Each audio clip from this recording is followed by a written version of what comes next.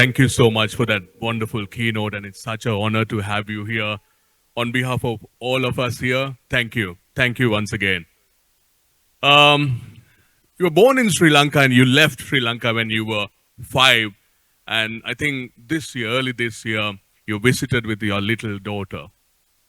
And you said, nature is the constant teacher for you. And yesterday when you were talking here, you also mentioned, which stuck here to me, he mentioned yesterday at the welcome note when we had the reception, see, if we don't have anything, that's a different story. But when you have everything as a nation, the two things you also mentioned during our last conversation a couple of months ago, Sri Lanka is blessed with nature capital and human capital. We have most of the things, including the mangroves to oceans, which is massive, 7 times bigger than land mass. Where do you think Sri Lanka must focus as a nation if you take next 10 years? Well, first of all, thank you, Kandi, for having me here and for asking this question. When you say I left Sri Lanka at 5 years old, that was not like my choice, right? You get that. My parents decided for me. So I just went where they told me to go. I am not the expert on Sri Lanka, and you all are. Many of you in the room are. And so I really want to be thoughtful of not being prescriptive about what I think Sri Lankans should do and how we can collectively help the diaspora and friends of Sri Lanka. And I might be completely wrong about this, so I really want to be really mindful that I'm not trying to give advice where I cannot give advice because I haven't earned the credibility to give that advice. I can tell you what I see outside of Sri Lanka and around the world that to me is somewhat comparable. So my parents moved us to Sierra Leone,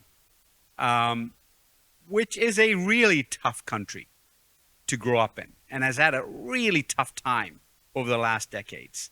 If you think about any measure of human index, from healthcare to democracy to education to nutrition, Sierra Leone is really, really, really in bad shape. There's just no doubt. They also went through an incredibly brutal civil war that probably had a more profound impact on their society than we did because it encompassed the entire country in totality, right? In totality.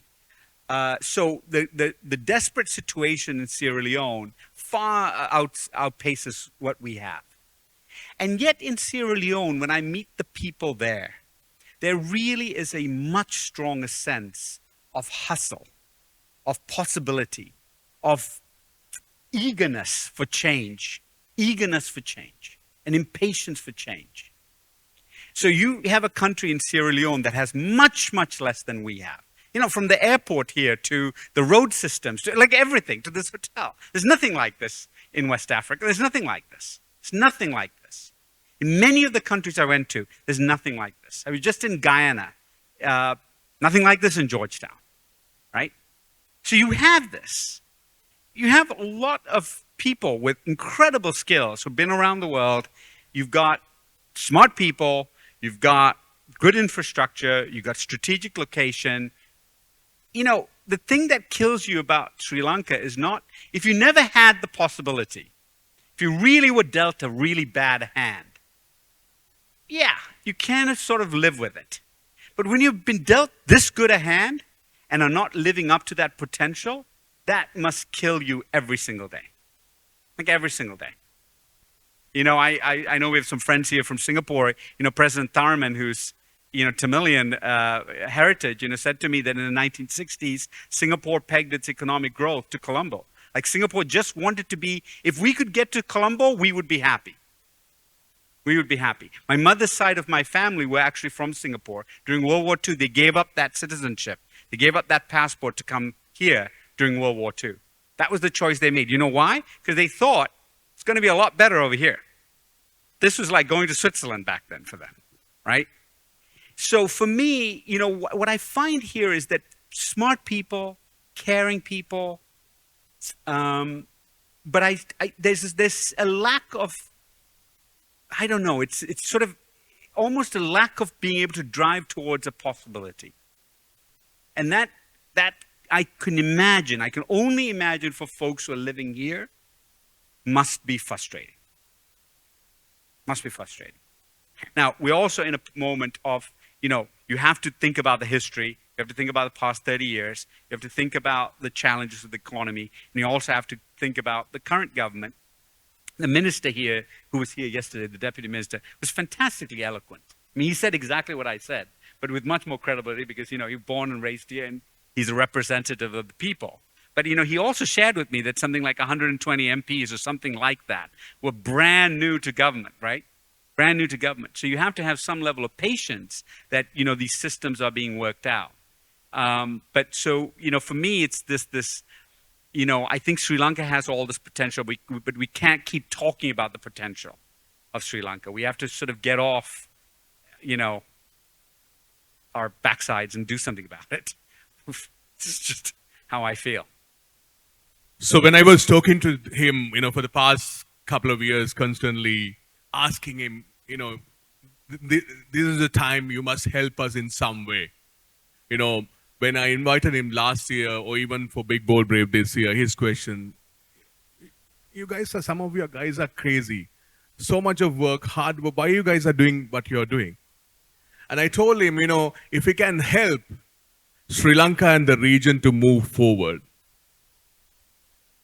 with the guidance of people like him, you have done it, you have worked with Conservation International, you have been all over the world. If we can utilize the power, knowledge, experience of people like you, that's where the actions will take into place.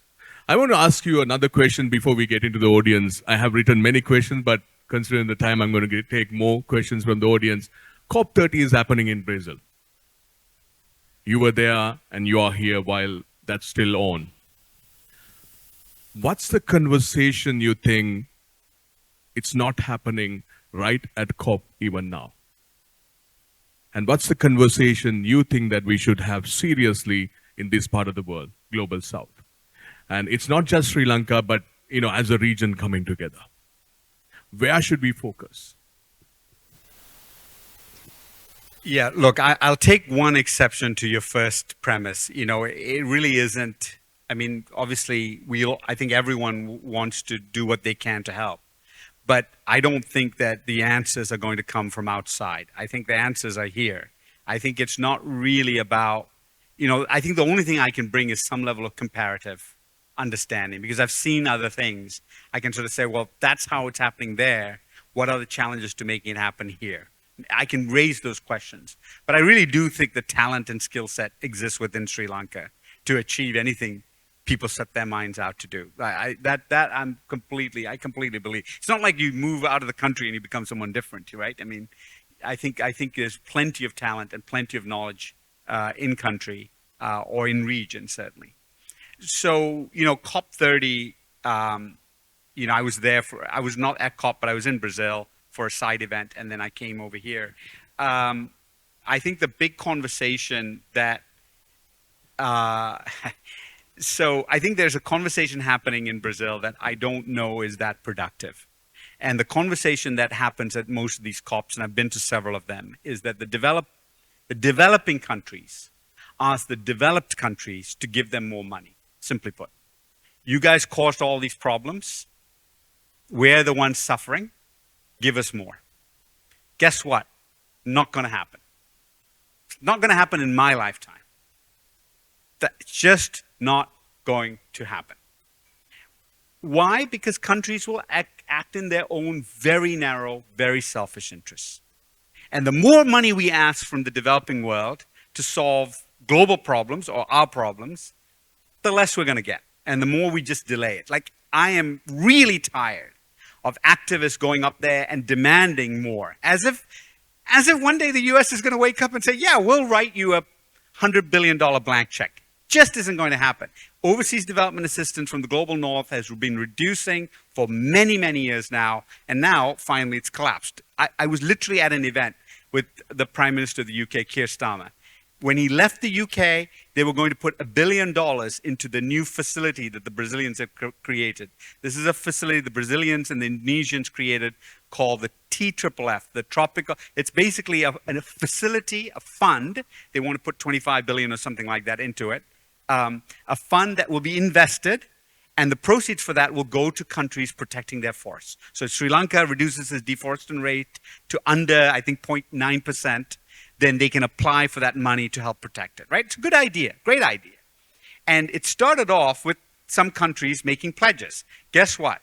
The UK, like a week ago, said they're going to put $1 billion into it. By the time Keir Starmer arrived in Brazil, he had withdrawn that offer.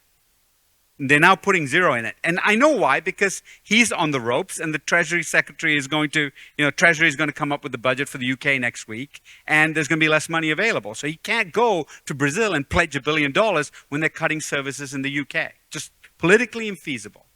So if that's the case, and I really believe this, we need to be doing something for ourselves. And the country that is sort of showing us a little bit of the way is China.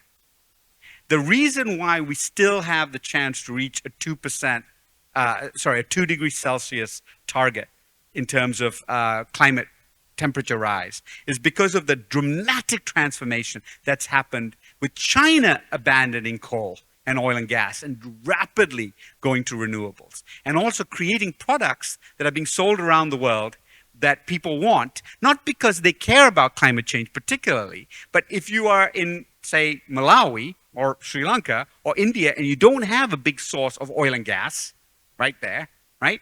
Having a hybrid car or an electric car makes a lot of sense. It's just need-based. It's need-based.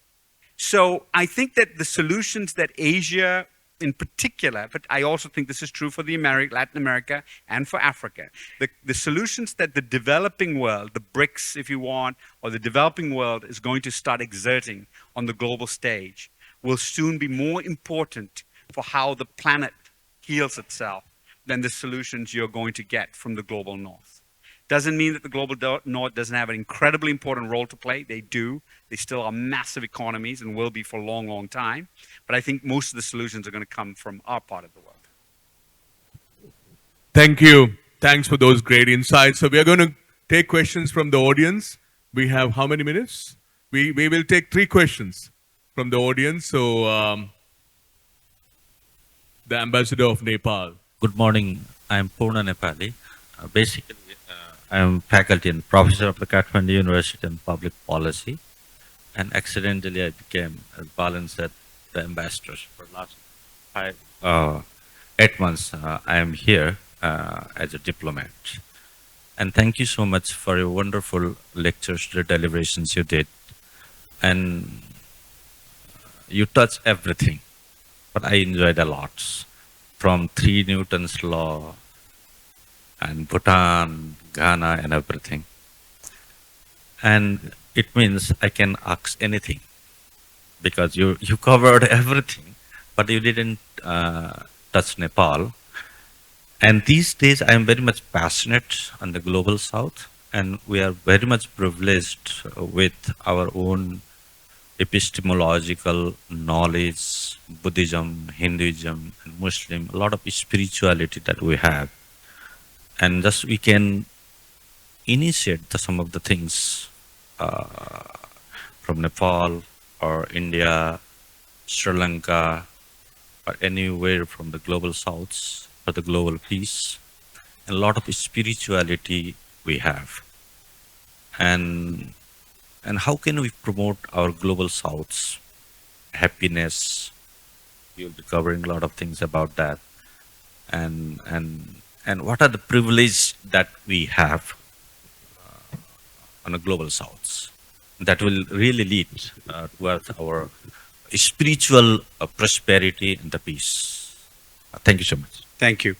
I'm not an expert in Nepal. I have visited Nepal a couple of times, so I've spent global south. But let's talk about your country in specifically as well. One of the things that I think Nepal has a lot of parallels and similarities to Sri Lanka in that sense. You're in a new era in terms of governance and government. you also have an abundant amount of natural capital in terms of water, in terms of forests, in terms of glaciers. These are things that are going to be incredibly important to the subcontinent into the future. The way you capitalize on that natural capital, I think, is very, very important. I think now is the time to do it. You're also in a strategically incredibly important place as well, between essentially new global superpowers, right? So, in some ways, I'm very optimistic that Nepal will embrace nature as a core part of its development, into the future, and I feel quite strongly about that. I think that South Asia in particular does have this advantage that spirituality and connection to nature is still very resonant here.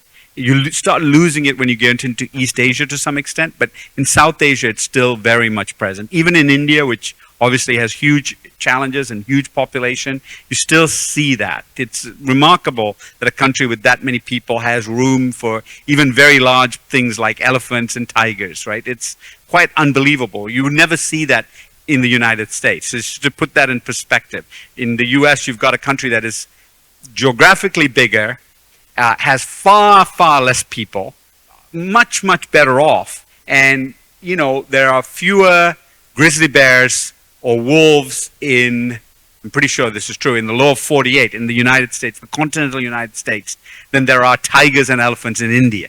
So it's an amazing thing. So I think we should lean on that.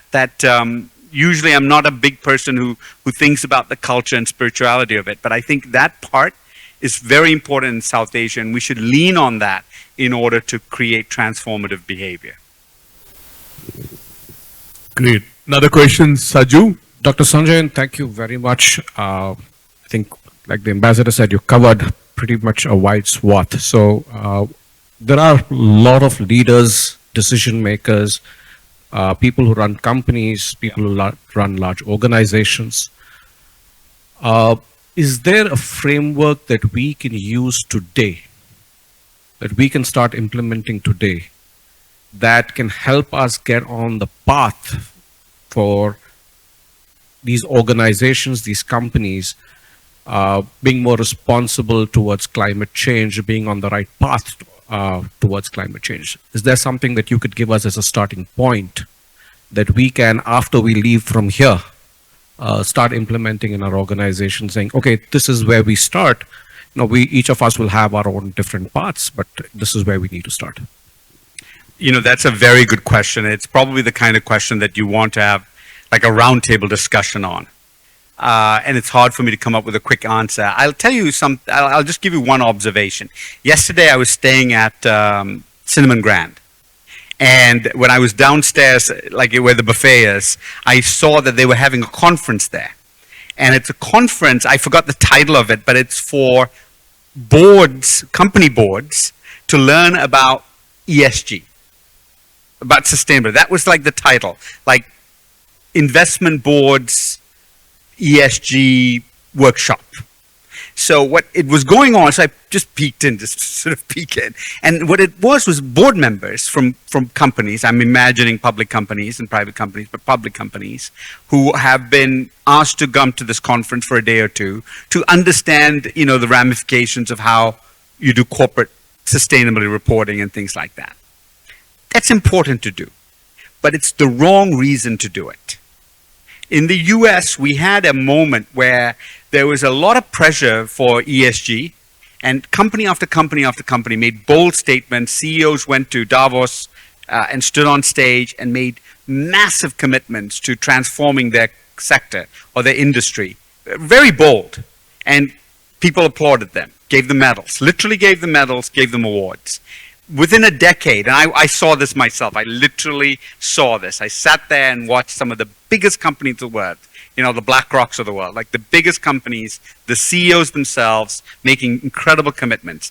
Nearly all of them either walked them back or quietly abandoned them. Now, why did they do that? They did that really for two reasons. I don't think they were being insincere.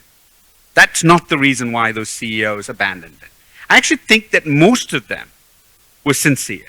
the previous CEO of Unilever, a guy named Alan Jope. He was CEO for about 4 years, but he spent his entire life in the company.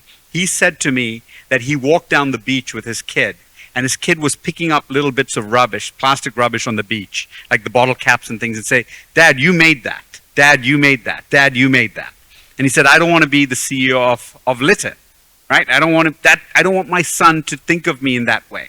So for Alan, I think it's deeply sincere, the commitments these CEOs made. I don't really doubt that. So why did they end up abandoning it? Probably two reasons. One is they made a commitment in a moment of global euphoria. When one person does it, others do it, everyone races to the top. But they did not put any thought, really, or I shouldn't say any thought. They put less thought into how. The poor sustainability officer now had to go figure this out. And the minute that sustainability officer started figuring out what it actually would cost and how difficult it is to actually do some very simple things. You know, Starbucks wants to make cups that don't have a plastic liner. It's taken them about a decade to innovate to where they're now using sort of a glass coating to try to line their cups so that they can be truly recyclable, for example. It's quite hard to do those things after the system has been set up. So they didn't put in the R&D, they didn't put in the long-term planning to allow those sustainability officers to achieve that. That's one. And two, you started having shareholders who mistook, right? I don't think this is actually true. They mistook the attention that was given to ESG to complain that the stock or the company wasn't doing as well as they could.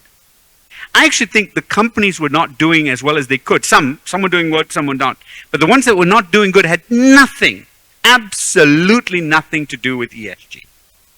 Nothing. It had to do with many other things, like the product or the customer base or the leadership or like a host of other challenges or tariffs, like whatever it might be. But ESG was the simple foil for it, and we walked right into that. So what I would say is for company CEOs here, you know, start with your supply chain.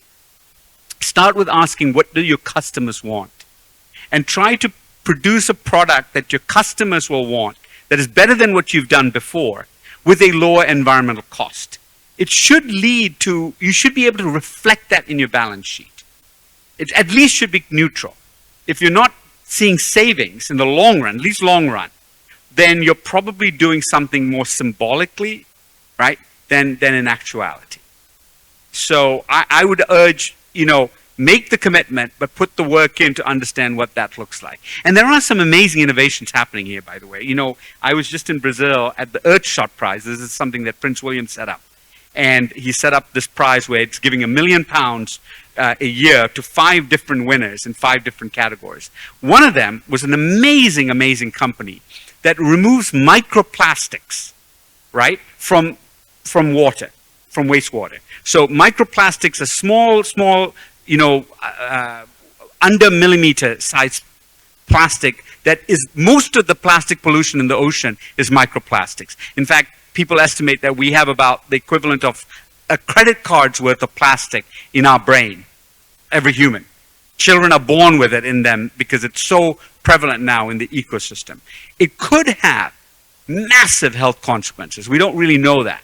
But getting it out is very, very difficult, right? You can't just go clear plastic from the ocean. These are tiny, tiny bits of plastic that get in the ocean. And most of it actually comes from garments, from garment manufacturing, and from washing.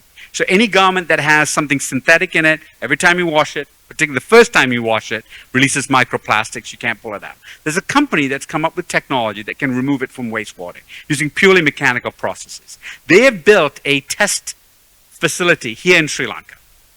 This is not a Sri Lankan company, but the place they picked to pilot is here. I think that's kind of an amazing thing. I think Sri Lanka should be the test bed for every sustainable idea, that this country should just open itself up and say to any company in the world, you want to come test a new idea? We'll do it here. You want to try and use drones to deliver as a way of reducing fees, of delivery fees? We'll test it here. You want to come up with a new thing that removes microplastics from the environment? You want to test it? We'll give you a sandbox to test it here. You know, that itself will massively unlock innovation in a place like Sri Lanka. Thank you so much. Okay, so we have a student question. So we want to wind it up, but then let's take one question from a student. Yes. So we have students who are from high schools and universities. We have invited them to be part of these conversations. So we have a question from one of the students. Hi. What do you think about the increasing threat that invasive species pose to our environment and habitats due to climate change? And how can we incentivize governments and our communities to take action? Yeah, that's a good question. I don't know the full context in Sri Lanka, but invasive species, some invasive species can have massive environmental consequences and economic consequences. One thing that you can do, so there are some governments that have put incentives in place that put people to work in invasive species tracking or removal. South Africa is a really good example of this, where invasive trees that suck up groundwater, communities are paid to remove those trees and replant them with native trees as a way of reducing the amount of water that gets sucked up. I know of a specific example where even after the government program ended, because they eventually ran out of money, the village continued to do it because it provided so much water to the local systems. So I think invasive species removal probably does need some incentive to get going for the right things. But I think if you can figure out a way to use it as a method to create jobs, you have a much better chance of tapping in. If you go to the Ministry of Environment or Forestry or something like that and petition them for money for invasive species removal, you're going to get nothing or very little amount because their budget is small. But if you go to the ministry that deals with like job creation and petition them for, 3,000 new rural jobs in invasive species removal, you might be better off at getting a bigger budget to be able to do that. The level of problem that invasive species poses really depends on the context. Not all invasive species have, massive ecological and economic consequences, but some clearly can have big challenges for sure. Thank you so much.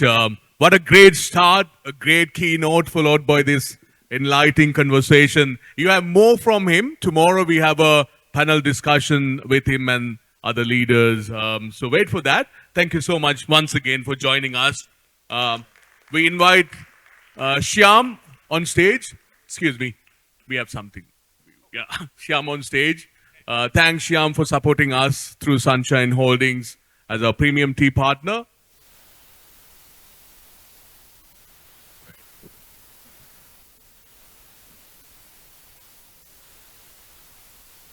Shyam Sadasivam, also part of our Harvard Club of Sri Lanka board, and great to have you on the stage, Shyam.